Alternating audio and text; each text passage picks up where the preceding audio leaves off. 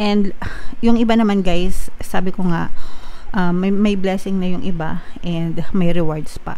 Okay? May mga rewards pa kayo. Yung iba mga kapag simula pa ng mga negosyo. Itong mga rewards nito, these are monetary rewards, mga kapiksi, parang bibigyan kayo. Para may mga makukuha kayong some kind of rewards. Pwedeng mga bonus yan, mga overtime pay. Or baka may mga magpapahiram ng pera sa inyo, ganyan.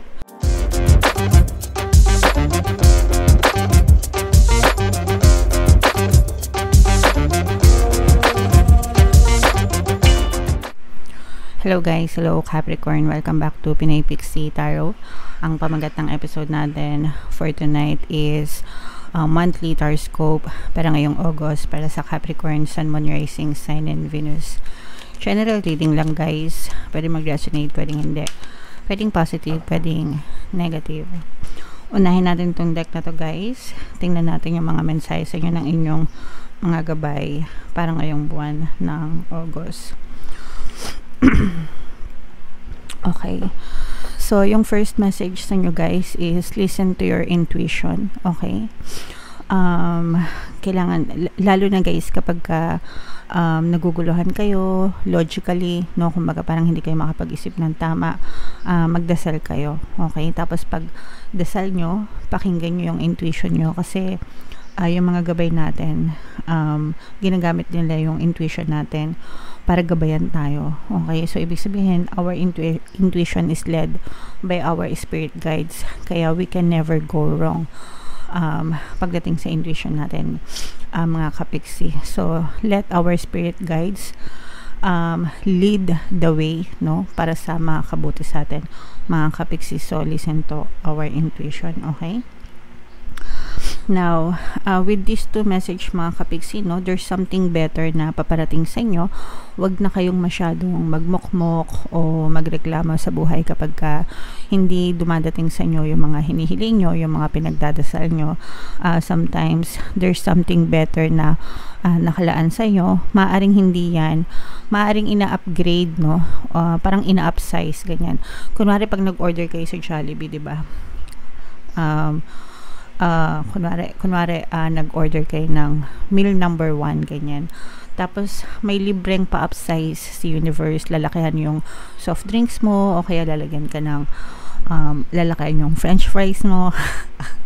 Gusto ko tuloy kumain ng Jollibee. O kaya naman meron kang dagdag na ice cream or sundae, ganyan. So mag-antay lang kayo mga kapiksi kasi baka ina-upgrade pa ni Universe, no, yung order nyo. So para maging better siya pagdating sa inyo mga kapiksi. And kapag okay na yung order mo, dadating siya sa'yo sa perfect timing ni Universe guys. So itong perfect timing nito, this is when you are ready, kapag ready ka na. Okay, kapag ready ka na, tsaka siya dumadating sa inyo. Ibig sabihin kapag wala na kayong masyadong blocks, kapag wala na kayong masyadong negative thoughts and negative emotions. That's why it's very important na everyday you work on yourself mga kapiksi, no, para talagang maalis yung mga blocks nyo and yung mga limiting beliefs nyo para mas madaling dumating sa inyo yung mga bagay na minamanifest nyo. So you have to work on yourself every single day mga kapiksi. Okay, alright. So, comment down below. Ito guys, i-mind nyo to, something better, version 2.0. I-mind nyo yan sa comment section. Mind something better, mind upgrade. Upgrade from the universe. Okay. So, yeah. Tingnan natin yung ganap sa inyo ngayong August guys. I-shuffle ko to. Habang sinushuffle ko to, panoorin nyo muna yung video natin regarding sa ating paano mag-manifest ng abundance video course. Kapiksi, sawa ka na ba sa mga struggles at hirap sa buhay mo?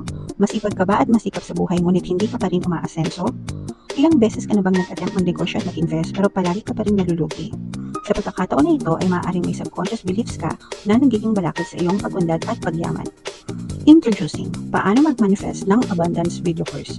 Dito ay matututunan mo ma-overcome ang mga balakid mo para tuluyan ka ng umunlad, umasenso, sumagana, maging matagumpay, successful at maswerte sa iyong kabuhayan, pera, trabaho, negosyo sa labi at kaperahan ng bonggang-bongga. Dali, mag-send na ng email sa pinoypixie@gmail.com at simulan na ang iyong pagyaman ngayon. Alright, so sa lahat ng gusto mag-avail ng course guys, meron tayong promo ngayong July. Magbibigay ako ng 500 pesos na discount until July 31 guys. So i-avail nyo na, sobrang ganda yan. And meron din tayong bagong course guys, paano mawala ang third party at magkaroon ng harmonious na relationship para mawala yung mga kabit ng jowa nyo guys. 30% discount until July 31 guys. So mag-avail na kayo, sobrang ganda yan. So this is both negative and positive mga kapiksi. Capricorn guys, kayo ay na-represent ng King of Pentacles sa ating spread. So ito yung mga sinasabi ko sa inyo guys na there's something better na paparating sa inyo, pero you have to work on your self mga kapiksi. So ito yung energy ng blessings guys. Okay, unang-una, merong blessings na maaaring dumating sa buhay nyo, pero hindi ito dumadating because meron kayong mga limiting blocks guys, no? Or blocks, no?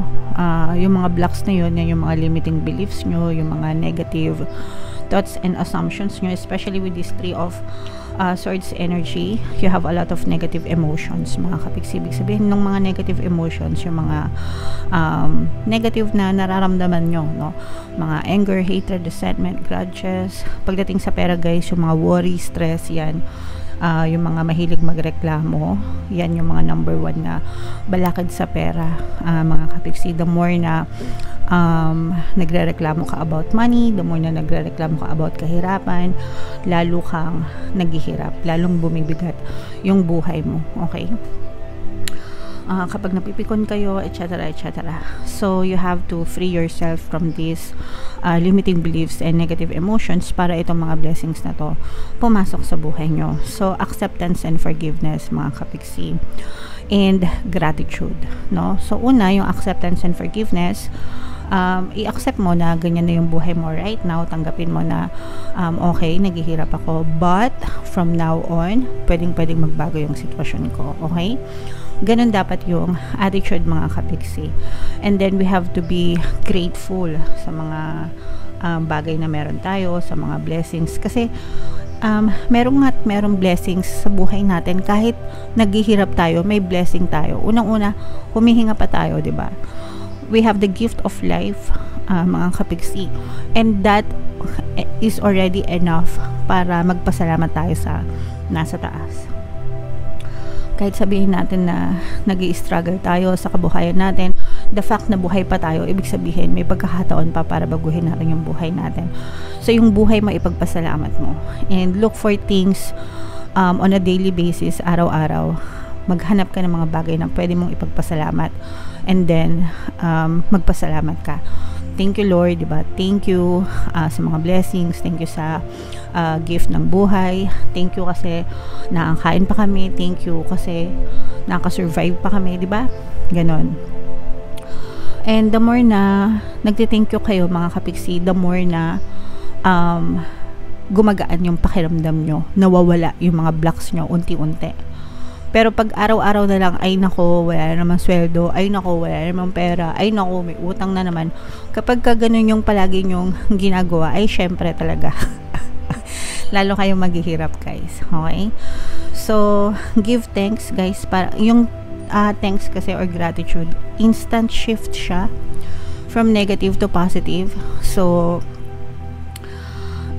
magpasalamat kayo mga kapiksi. Okay, and yung iba naman guys, sabi ko nga, may blessing na yung iba and may rewards pa. Okay, may mga rewards pa kayo. Yung iba mga kapag simula pa ng mga negosyo, itong mga rewards nito, these are monetary rewards mga kapiksi. Parang bibigyan kayo, para may mga makukuha kayong some kind of rewards. Pwedeng mga bonus yan, mga overtime pay, or baka may mga magpapahiram ng pera sa inyo, ganyan. Tapos itong mga parang excess to guys, no? Ibig sabihin excess, yung extra sa income mo. Parang yun nga, overtime, pwedeng bonus, pwedeng incentive. Tapos yung iba sa inyo, pwede nyo itong gamitin pang invest sa mga negosyo, sa mga business, or negosyo, business, paras lang. O kaya naman sa mga investment, no? So, kahit anong klaseng investment mga kapiksi, nakikita natin yan na parang palalaguin mo. And dapat naman talaga guys, pinapalago natin yung binibigay sa atin para hindi siya kainin ng inflation, no? Para mabit natin yung inflation guys. Okay? So, yan yung nakikita natin para sa inyo, guys. And what else, mga kapiksi? So, nandito din yung energy ng tagumpay, energy ng success, mga kapiksi. For some of you, magbo-boom, no? Nakikita natin na magbo-boom, lalo na kung magnenegosyo kayo. Mga kapiksi, or nagsisimula pa lang, parang yung iba sa inyo kung nagsisimula pa lang kayo magnegosyo or nagpaplano kayo, kung nagpaplano pa lang kayo, mga kapiksi, and kung ituloy-tuloy nyo tong plano na to, nakikita natin na mamumulaklak ito, guys. Pero yung iba sa inyo, guys, parang medyo nag-iisip pa, no? Nagkakaroon pa kayo ng conflicting thoughts, iniisip nyo pa, kasi baka yung iba sa inyo siguro marami kasing factors na kailangan i-consider, no, pag magnenegosyo. Kasi unang-una, sinong tatao, di ba? Paano kung busy ka? Paano kung may trabaho ka rin? May maaasahan ka ba na tutulong sa'yo? Yung mga ganun. Kahit ako kahit gusto ko magtinda, hindi ko magawa kasi hands-on ako So, alam mo yung mga ganun. So, yeah. Yun yung parang nakikita natin ang factors sa inyo kasi parang wala kayong masyadong time dahil busy kayo sa mga trabaho nyo. Pero if in case na mag-business kayo or mag-investment kayo, mga kapiksi, nakikita natin na magbo-bloom ito. Magbo-boom, magbo-bloom, ibig sabihin lalago, mga kapiksi. Pwede siyang lumago and pwede kang maging successful dyan. So, siguro i-manage mo na lang ng mabuti yung time mo, and kung makakahanap ka ng tao na mapagkakatiwalaan mo, na makakatulong sa'yo, maghanap ka. Okay? Kung gusto mo talagang i-push yan, kapiksi. Alright? So, comment down below, Capricorn, yung feeling nyo nakaresonate kayo. Ito, guys, i-mind nyo to, no? Itong blessings na to, mind blessings, mind tagumpay, mind success, mind rewards. Ito, rewards to, mga kapiksi. Business, mind, negosyo, yan. So, i-mind nyo yan kasi ito yung mga positive na energies natin. And magbabay kayo, guys, dito sa mga negative emotions. Bye-bye negative emotions. Bye-bye conflict. Bye-bye limiting belief, yan. Comment nyo sa baba, mga kapiksi. And magbabay kayo for good, okay? And from now on, guys, matuto kayo magpasalamat. Always pray and magpasalamat, okay? So, yeah. Comment down below, Capricorn, if feeling nyo nakaresonate kayo. Ito yung ating mga pampaswerte subliminal, guys. Pwede nyo pakinggan para makatulong sa inyo. And ito naman yung ating success stories ng paano mag-manifest ng abundance video course. Click here to subscribe, guys, and click here to join our membership program. Thank you for liking, sharing, and subscribing. See you again next time. I love you all, guys. Have a nice day. Bye-bye.